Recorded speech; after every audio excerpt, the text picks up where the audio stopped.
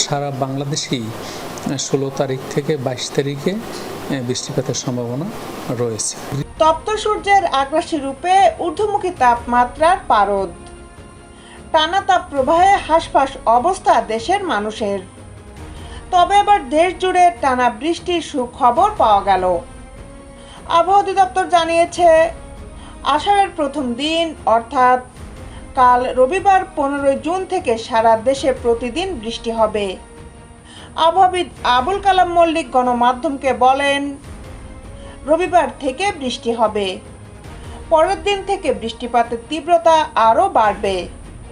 22 June পর্যন্ত সারা দেশে প্রতিদিন বৃষ্টি হবে।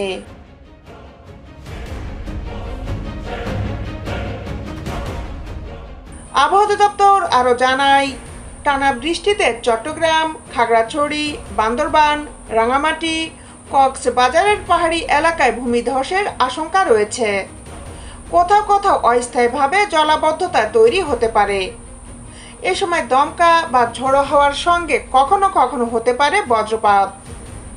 এদিকে শনিবার সকাল 9টা থেকে পরবর্তী 120 ঘন্টার পূর্বাভাসে বলা হয়, লঘুচাপের বর্ধিত অংশ পশ্চিমবঙ্গ থেকে বাংলাদেশের দক্ষিণ পশ্চিমাঞ্চল হয়ে উত্তর পশ্চিম বঙ্গোপসাগর পর্যন্ত বিস্তৃত রয়েছে।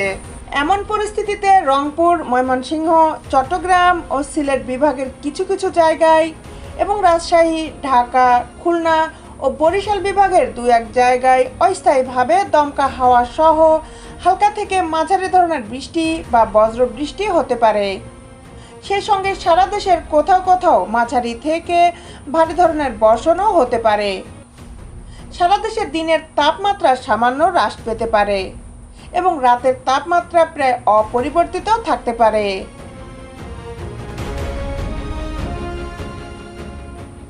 দেশ বিদেশের আপডেট নিউজ পেতে আমাদের সাথেই থাকুন।